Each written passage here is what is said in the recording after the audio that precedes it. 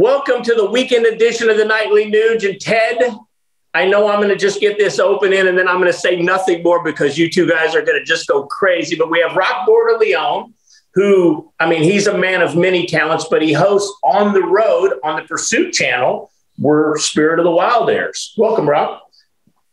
Good evening. Rock, welcome to the Spirit of the Wild and On the Road. Sir, I salute you. I watch your On the Road program. And you, sir, I have a funny feeling qualify as the whack master. You've been doing this all your life. You look like you're a natural, like you're living the Jeremiah Johnson, Daniel Boone, Davy Crockett, Natty Bumppo, Uncle Ted lifestyle. Tell us all about why you decided to do it on TV. Well, many years ago, I decided that I was way too busy to do hunting. And so I actually did it because of the simple fact that it forces me to do what I love. I love being in outdoors and I love chasing game all over the world. And it afforded me the opportunity to make sure that I do what I love. Well, good for you. Well, you obviously surround yourself with some great guys, our buddy Craig, and the people that are on your show with you. You do travel the world. I'm glad that you do, because I decided, actually subliminally, before I ever graduated from high school in 1967, that I had to live someplace where I could hunt and fish and trap and shoot and celebrate God's miraculous creation hands-on. So I'm glad that you travel the world, because I don't leave my swamp in Michigan and I don't leave my Spirit Wild Ranch in Texas. I just am allergic to travel after doing 6,757 concerts, 6,757. But you travel all over the damn place. You still are seeking that kind of global adventure. Tell us about that. You went to Africa, you go to Alaska, you go through Canada, you're hunting the sandhill cranes, you're down in the Louisiana swamps. What do you think is your favorite destination? Is there really a geography that draws your attention, or is it the culture or the people? I have two favorite destinations. One is home.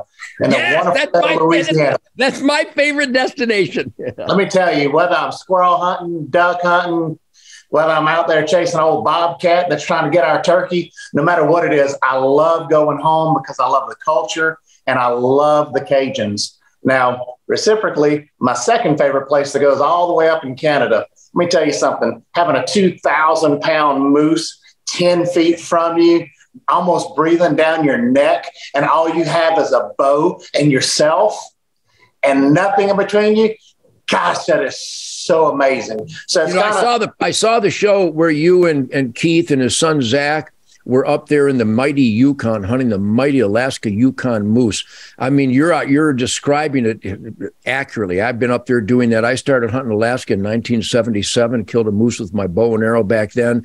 And it really is, I call it the spirit of the wild. And you take the spirit of the wild on the road. But ultimately, don't you think we do this? I know Keith did it with McMillan River Adventures up in Moose Heaven, Yukon. I think my main motivation, because I could just hunt. I do it every day anyway. I don't film every day because I film myself, because I hunt, fish, trap. Every day I do something like that. Yep. But I pursued it to promote conservation, to promote the imperative of balancing the herds and utilizing God's natural renewable creation. When I watch you and I watch Keith on McMillan River Adventures, yeah, we're having fun. And yeah, we want to kill that animal. And yeah, we love the venison. And yeah, we love getting away and the cleansing of the soul. But ultimately, I can tell that you guys want to promote this lifestyle. And the best way to do it is on the Pursuit Network. On DirecTV, I think it's 604, channel 604. But people should tune into the Pursuit Network because it reaches more people. It's a more open, honest format, so we can actually really get down to the gory details of what it takes to turn a magnificent moose into family-sized portions. And is there anything more perfect than killing and grilling to teach the people who have been brainwashed against the hunting lifestyle to realize that food only comes from death? So I salute you, both you and Keith. When you're on TV, you really project that you're celebrating and promoting, because we don't have to defend jack squat. There's no defending conservation. Right. It's perfect. Is that part of your motivation process? Absolutely it is. And you know what? I very unapologetically say I love eating the game that we kill. I'm not going to say harvest. I'm going to say we kill it, because that's what we do. And you know what? Whether it's killing any one of the many, many predators that keeps the game that we chase under control. That's what we do. I love taking part of our hunting segments that we put on the Pursuit channel and making it a cooking segment, because I enjoy and I love cooking. And so we take the time to show people that we definitely go out there and eat what we kill, because that's what we should be doing. That's what our forefathers taught us. Hey, I'm Native American, and that's what my people have done for centuries here in the U.S. Let me change gears here for just a second, Ted.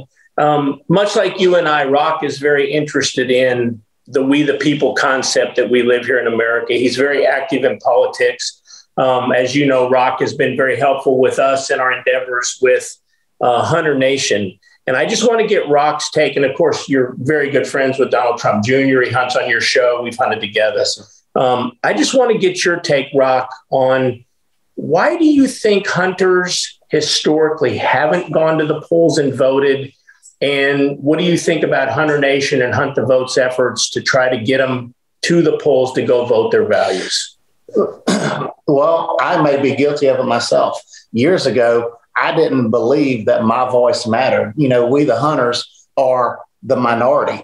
But the reality is though we may not have the majority vote when you look at us individually, if we collectively come together and vote in a state like Louisiana or any of the swing states that are so important to our upcoming elections, we can make a difference. We can be the voice that actually changes the outcomes of elections.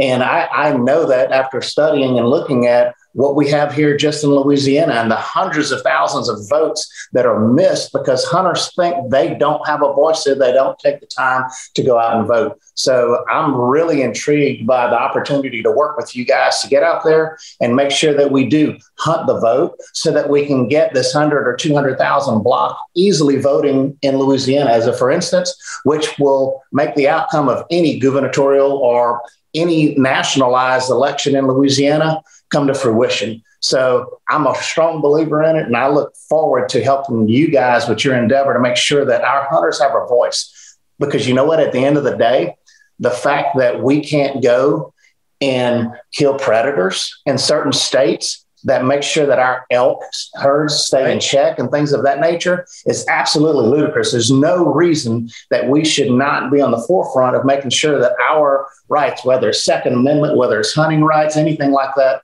stay on the forefront, and that we make sure that we take care of it for generations to come. My grandchildren deserve the affordability to come in and hunt just like we are. And if we don't protect it, who will? You know what, Ted, you and I saw firsthand in 2016, and I think we'll just wrap it up today and let you, in 2016, you and I worked tirelessly in the Rust Belt states, the swing states up there. We produced a video back before Hunter Nation called Heartland for Trump, where a lot of our hunting celebrities joined us in the video from rallies that you and I did and so on and so forth. And then we took that momentum on into 2020 and 2022. So what's your take on how this all started in 2016 and where should we be as a hunting community by 2024? Well, a huge salute to both you and Rock, Keith. And Rock, you're a resident of the sportsman's paradise, the state of Louisiana, which, by the way, you need to make me some etouffee out of nutria at some point. The point is Rock, salute to you, because we in the sporting community, we can make the difference. We have made the difference. We have proven that. So Tim is going to put hunternation.org on the screen. In fact, I recommend that we put it on the screen every episode of Nightly Nude, because the sportsmen families of this country, hunting, fishing, trapping, the outdoors families of this country can turn the tide on where America finds ourselves today. So, Rock, I know it's a pain in the ass to have to do it. You'd think that the experiment in self-government would have a life of its own, but it is an experiment in self-government. It doesn't have a life of its own. We, the people in the asset column, particularly in conservation and resource stewardship, we can turn the tide. So if you're a sportsman out there, if you're a hunter, fisherman, a trapper, a kayaker, I don't care what you do in the great outdoors, if you're not voting, you're voting every election from dog catcher right up to the presidency or whatever this currently is. If you're not voting, then you mean nothing. Your vote, every single vote makes a difference. And your absence at the voting booth isn't neutral. It's negative. Nancy Pelosi and the enemies, I can't say names, but the enemies of freedom love when freedom lovers don't vote. So, Rock, thank you, because it takes a lot of energy, a lot of effort. I know that Keith has given up hunting seasons. I've watched him give up hunting seasons to fight for the future hunting seasons for our children and grandchildren. So a big salute to both of you. And Rock and Keith, we're all idiots if we don't share a spirit campfire ASAP. Yes. Before too long. So everybody at the Nightly Nude, be sure you go out and tell everybody that there is a Nightly Nude. Get all your friends and neighbors and hunting buddies and shooting buddies and bowling buddies and barbecue buddies, church, school, work. Get everybody you know to know that there is a Nightly Nude, truth, logic, and common sense firestorm, and a Ted Nugent Real America's Voice Spirit Campfire. And now Shemaine, talking about moving forward, Shemaine has a Shemaine Nugent Faith and Freedom Real America's Voice. I think you go to realamericasvoicenews.com or something, figure it out.